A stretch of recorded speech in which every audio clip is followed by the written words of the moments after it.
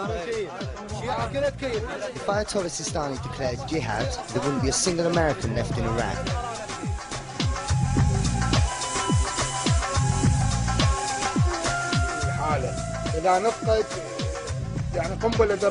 We think of Ayatollah Sistani as our nuclear time bomb. Let the Americans know, if he declares jihad, we will follow.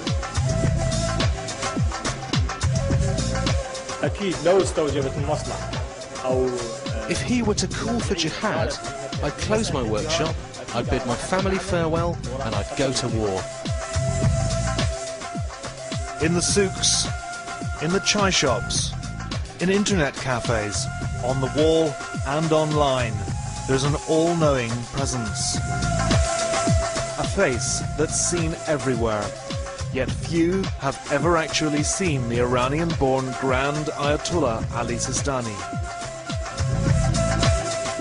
Of late, there's been another highly visible face, that of the angry young rebel cleric Muqtada al-Sadr, whose militia took on the might of the American army.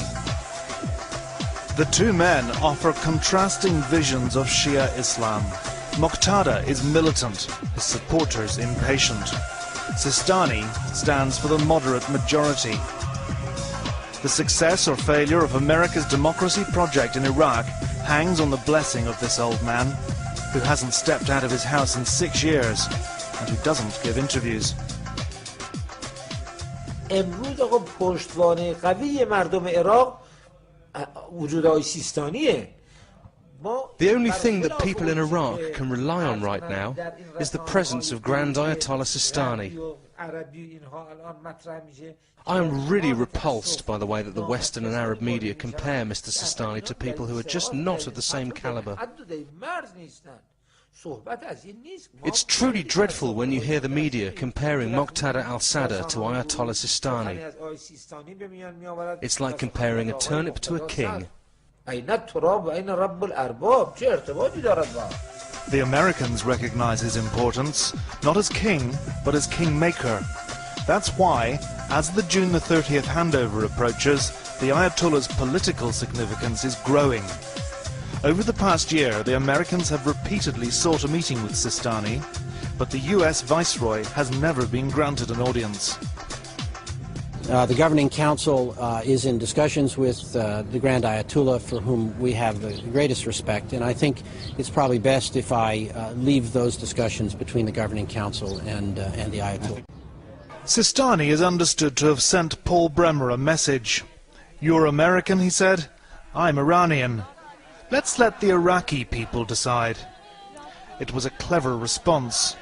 Clever because Sistani knows the majority of the Iraqi people will do exactly as he commands, whatever that might be.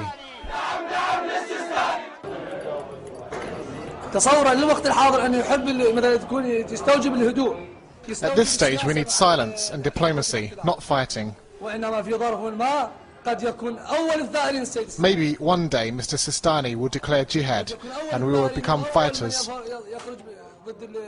But we hope that won't happen and that we'll be able to deal with the Americans through dialogue.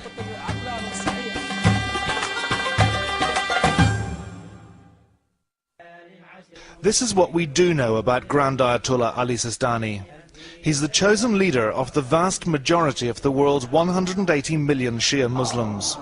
They follow his interpretation of the teachings of the Quran, and they're obliged by Shia law to give him 1/5 of their disposable incomes, so his organization has access to tens of millions of pounds. Held under house arrest by Saddam Hussein, Ali Sistani communicated with his followers through a global network of representative officers. The most active are in Iran, where the Grand Ayatollah was born. His representatives have become local celebrities.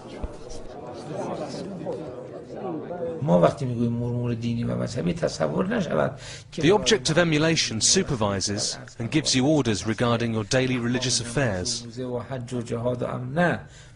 But when we say religious affairs, we don't just mean praying, pilgrimage and fasting. We mean every aspect of human beings' lives.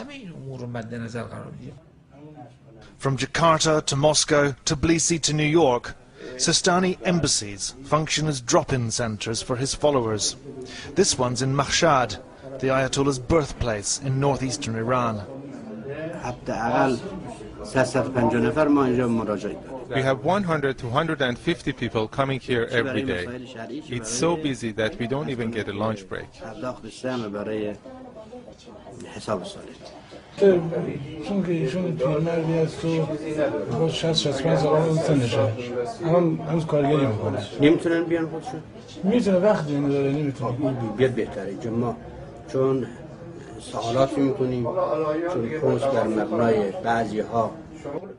This woman's here with her new boyfriend to sort out her divorce.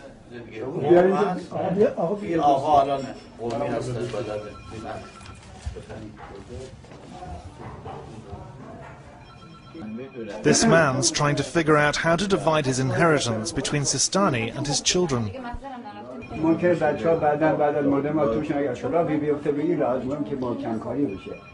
The Sistani consultancy boasts a telephone hotline, open from 9 a.m. until sundown.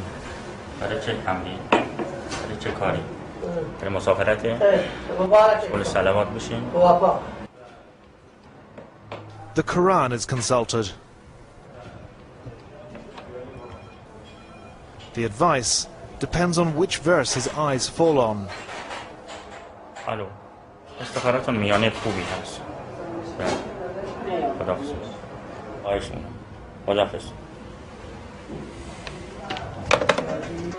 Consulting God, as they call it, is fine if you're a local phone call away. But what if you're not? Millions of Shia are scattered across the world. Sistani.org offers advice on everyday personal matters, from keeping dogs to playing chess. Under S, there's screeds of guidance on sexual behaviour. Also under S, suicide, which, Sistani states, is not permitted under any circumstances, bombing included.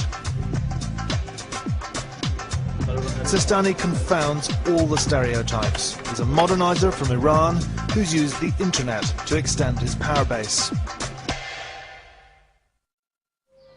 And another surprise, he's wooing the women of Iraq, religious and secular.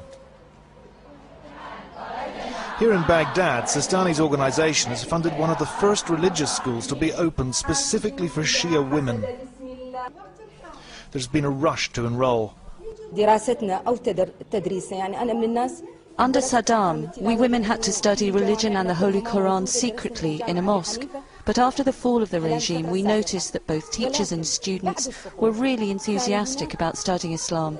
So we didn't have to do anything to attract women to come to classes here.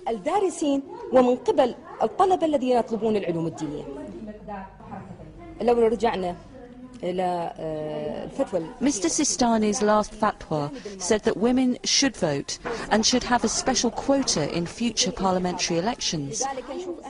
That means they should occupy 40 seats in the parliament. He looks at women as human beings and looks at their capabilities, not their gender. That is what the Holy Quran asks us to do as well. We're at Baghdad's School of Fine Art. Some of the young female students here had been concerned that the rise of the clerics in post-Saddam Iraq would affect their personal freedoms.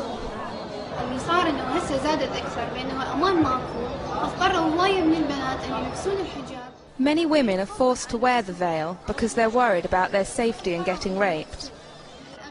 Under Saddam, there were no religious leaders and we were not scared. In Saddam's time we lived in a cage. Then we were released into the jungle, but we didn't know what to do in the jungle. We are scared of some of the religious leaders.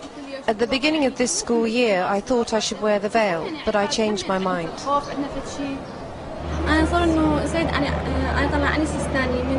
Ayatollah Sistani understands us. He would like to preserve women's rights. He doesn't want Iraq to be another Iran. The reverence Sistani commands in Iraq is so pervasive, it proves impossible to find anyone critical. The Ayatollah wields spiritual power, but he's also the most politically influential man in Iraq.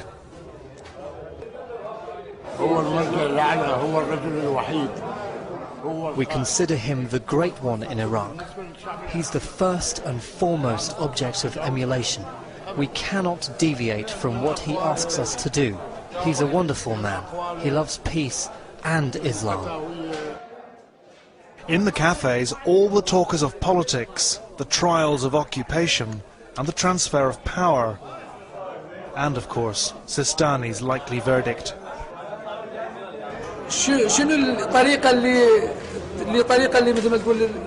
If Sistani announces jihad, we will force the occupiers out of the country. We will carry out suicide bombings, and we will throw ourselves under their tanks. Jihad is one of the most important obligations we have in Islam. It is like fasting, prayers, and paying 1/5 of your earnings. But Sistani is no rabble-rouser. He kept silent under Saddam. He's also been silent over the degrading treatment of Iraqis by occupying forces. Yet the Shia are a patient people, and nothing will happen until Ayatollah Sistani says it's time. You should follow your object of emulation in every situation. Ayatollah Sistani is our leader. He knows what to do. Jafar's devotion to Sistani is particularly breathtaking. This is a man who was tortured by Saddam and then detained for 6 months by American troops along with 9 members of his family.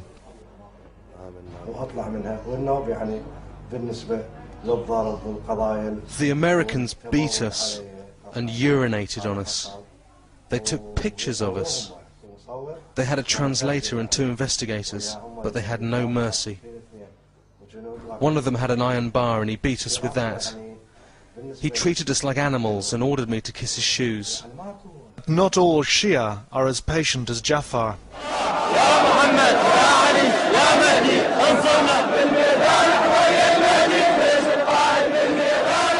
These angry, unemployed, disenchanted young men are the supporters of Muqtada al-Sadr, the junior cleric who started the Shia uprising in March. It's Friday prayers in Kufa, just down the road from the city of Najaf, Sistani's hometown and the hearthstone of Shia Islam. Muqtada is to give today's sermon. As we're filming, a firefight breaks out between Muqtada's militia and the Americans, who've been trying and failing to evict Muqtada's forces from Iraq's holy cities.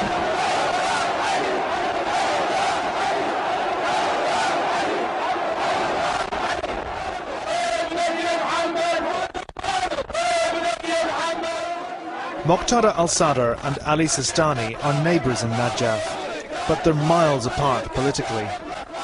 The uprising was a warning shot of what can happen when the Shia of Iraq disregard the moderation and patience of Sistani. The old Ayatollah sought to calm the fiery young cleric. He appealed to him and the Americans to keep their gun battles away from these, the holiest Shia shrines. Now an uneasy truce is holding, but there's still sporadic rocket and mortar fire.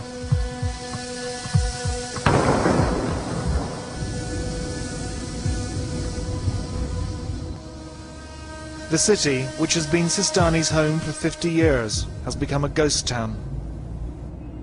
Ayatollah Sistani is trying his best to stop the bloodshed. He is asking both the Iraqis and the Americans to settle their arguments through peaceful means. Unfortunately, neither of them listen to him. May God prolong Sistani's life, kill all his enemies, and we condemn anyone who doesn't listen to our object of emulation.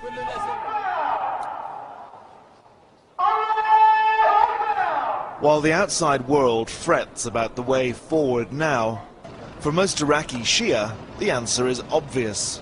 Failure to listen to the object of emulation will be a bad omen.